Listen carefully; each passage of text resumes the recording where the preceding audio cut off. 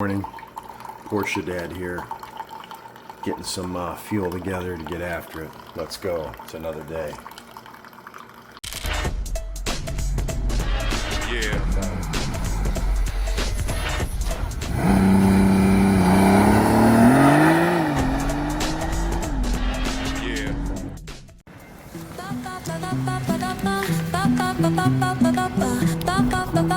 When success finds you guys, you're probably looking for it. When success finds you, it's because you're probably looking for it, guys. Look for success, look for opportunities. Take advantage of those opportunities when they come to you. What's up, guys? Happy Feel Good Friday. It's Feel Good Friday when I'm filming this right now. And like T.I. would say, I'm ready for whatever, baby. Ready for whatever. Ready to get after it. Woke up today, had a decent night's sleep last night, which is tougher to do when you get older. And feeling good about life, man. Trying to have a good Friday, a Feel Good Friday. So on my way out here in the 911, man. And I got to tell you, every day that you have this car, every time that you drive it, it gets better. Like in the beginning, for me anyway, at least, I was kind of nervous about driving it, worried about pushing it too hard because it had really little miles on it. It was brand new, didn't want to curb a wheel, didn't want to get aggressive with the car, and you should because you're paying the money for it, as you should. I told the guy, he showed me how to eliminate the stop-start for fuel mileage, like when I got the car at the dealership. And I'm like, yeah, I'm never going to have that on ever. I want to enjoy the car. And he said to me, as you should. And I believe in that, man, as you should. Really want to enjoy this car because I paid the money for it. But by the same token, I don't want anything to happen to it, so it keeps its value. So when I'm done with it and I want to get rid of it, you know what I mean, or trade it in or whatever, I want to make sure it has as much value as it could possibly hold. And there's a sweet spot with that. I believe that if you keep this car and you have it and you get rid of it or trade it in or trade it for something else, when it has, 20,000 miles or less, you can retain a good amount of the value. If not, some of these increase in value due to availability issues. So just like T.I. said, baby, I'm ready for whatever. Just getting on the highway here. It's about 74 degrees. It's a little bit cloudy, as you can see in the skies today, but we're ready for whatever, man. And we're excited about what the day is going to bring. Always a good thing to wake up and hear this engine roar, man. Thing sounds just incredible. And I don't know if that's outside. I haven't done really too many drive-bys, but inside the car, when you get in high RPMs, this thing sounds absolutely nuts. And I love it. Be back with you guys in a second. Appreciate you tuning in. There are police reported ahead. Oh, there he is. He ain't radaring, though. I don't see him radaring, though. There he is. Keep right to stay on I-480. Watch out for Johnny Law. Watch out for Johnny Law. We're double protected. We're being warned on the GPS. We're being warned by the radar detector. Hopefully we don't have any issues because we don't speed in general. Clouds are always crazy, man. Crazy clouds. So I'm getting ready to drive by the flip house real quick. Just take a quick look at how the roof looks in person. I'm getting ready to drive past the flip house just to check it out. Just want to get an idea. I've seen pictures from the contractors that were working on the house, but I haven't driven past it in person. And I thought I'd drive past it real quick. Here's the Jack Thistledown Racing Casino right there. Pretty cool spot. Not anything major, any incredible casino, but like a dive casino, I guess you say. It's similar to like a dive bar. This casino is just like a little casino and racetrack. Guys, this is a view from another angle here. Just driving down here to take a look at the house. At the house right now, it looks fantastic. That new roof is absolutely amazing. Love it. All right, guys, we're almost to our next destination, and I just wanted to show a brief picture of the beautiful skyline of Cleveland, Ohio. We made it through the speed camelras. Hopefully we don't get something in the mail. Use the left lane to take the East 22nd Street, I-90 East ramp to Erie, Pennsylvania. We got to get over to the left. The left. I like people to say left without the T. I got to get over to the left lane. But here we are, guys. Beautiful skyline, Cleveland, Ohio. We're headed to our next stop. See you in a second. Little dead man's curve action in the 911. Let's go. Dead Man's Curve, here we are. I don't know if you guys are familiar with Dead Man's Curve, but we're going around Dead Man's Curve in a 911. A little too much traffic for me to actually get after it, but you know the deal. You know what it is. To take exit 174B. 174B, Lakeside, baby. Lakewood. Let's go, let's go, let's go. Dead Man's Curve. We made it through. See you in a second. All right, guys, there's Burke Lakefront Airport right there.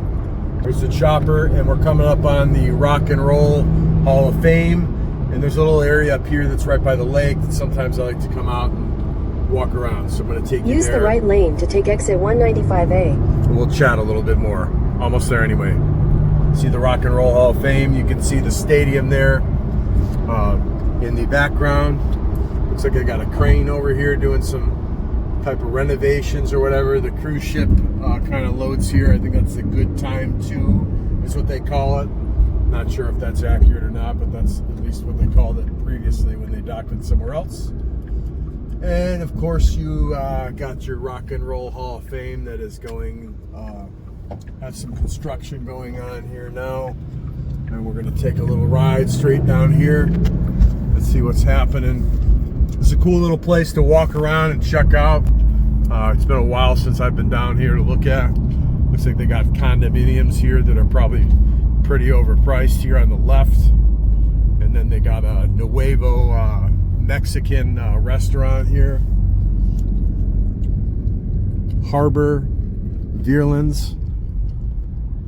And then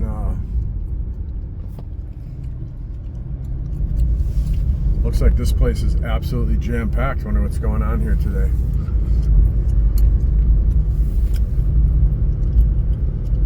Everybody's jocking the car, which is normal. Good Time 3. Okay, it has been updated, guys. It's a Good Time 3 now. See you in a minute. This place is really nice. Just a lot of people walking around asking questions, so I'm going to record a little bit more and let you know what's going on. All right. Thank you, guys. So I go back and forth with these houses when I buy them on whether I should flip them or I should rent them. And there's different buttons, I guess, that it hits with me. You know, some are, I have mixed opinions on it. That's kind of where we're at in the map, so you can see.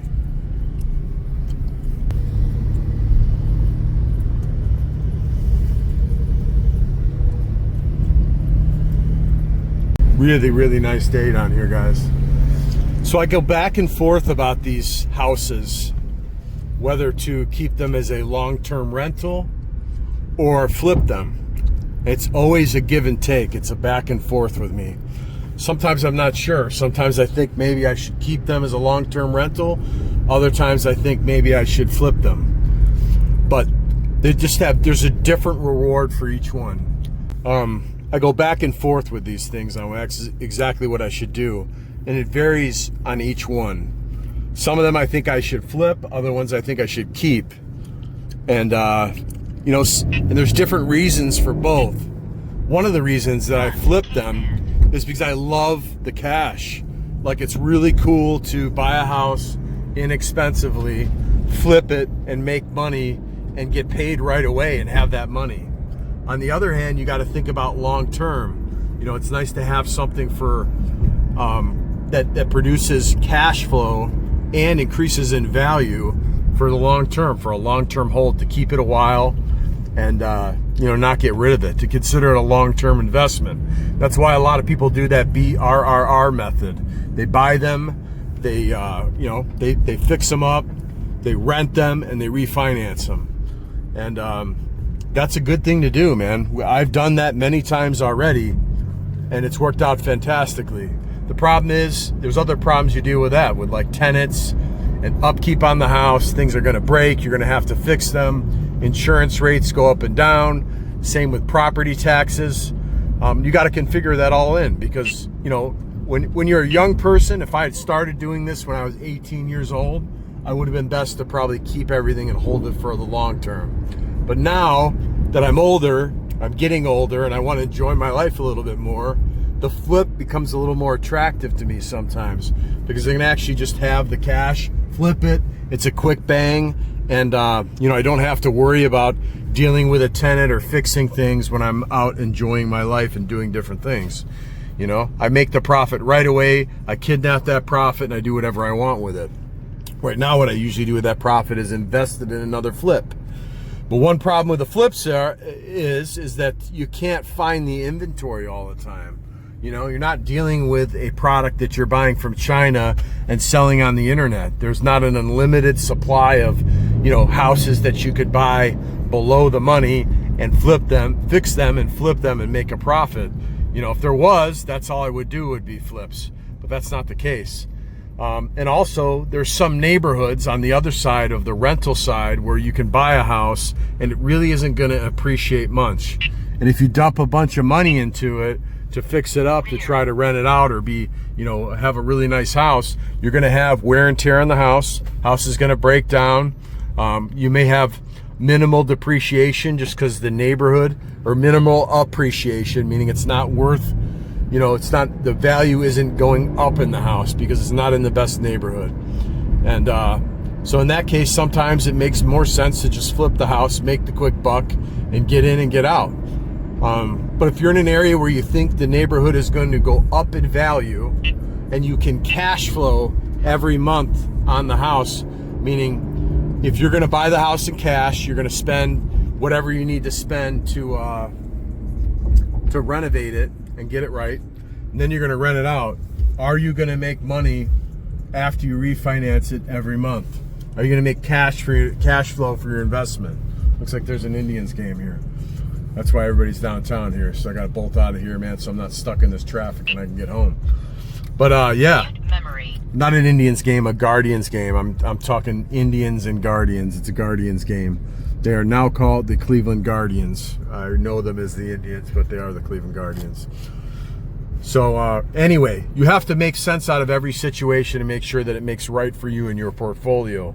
You know, it's nice to see the cash, a big wad of cash if you've done a flip instantly right away, but it's also nice to receive money forever, you know, and get a good tenant in that house, have them pay down the mortgage, and you cash flow on top of that, and the property is appreciating. That doesn't happen every time, so you have to evaluate each one. So this house that I have right now that I'm flipping, I really feel like it would probably appreciate in value. I feel like I'd be able to get a really great return on rent after I refinanced it and cashed out. And I also feel like, you know, we would be able to, it would appreciate in value, meaning it would be worth more than it is now 5 years from now.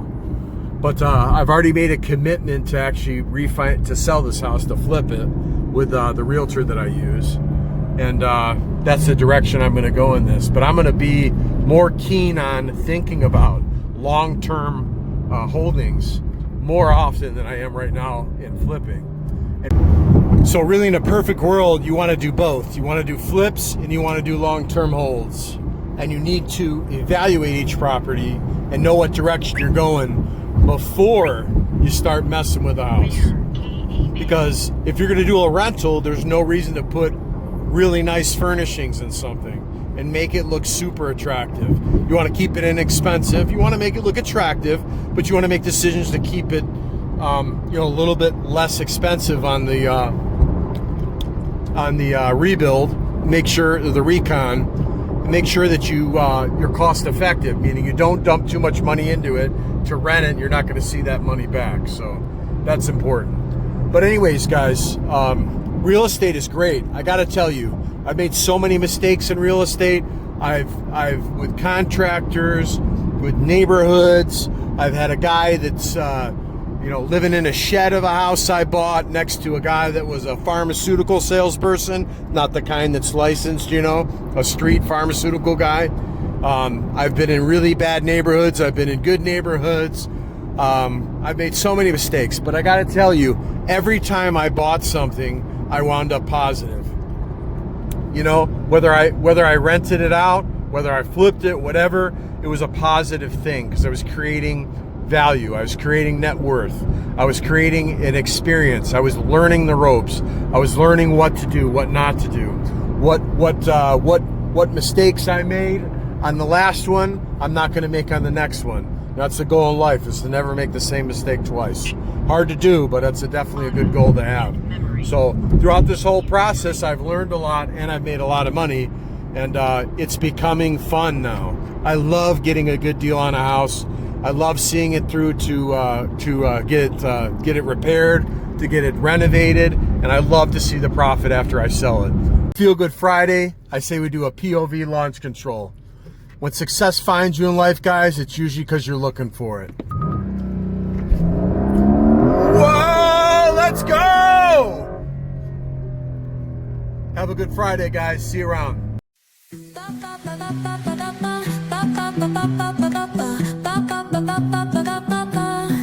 Sol y arena, oh so bright, baila conmigo toda la night. El ritmo suena, can you feel? Move your body, it's so real.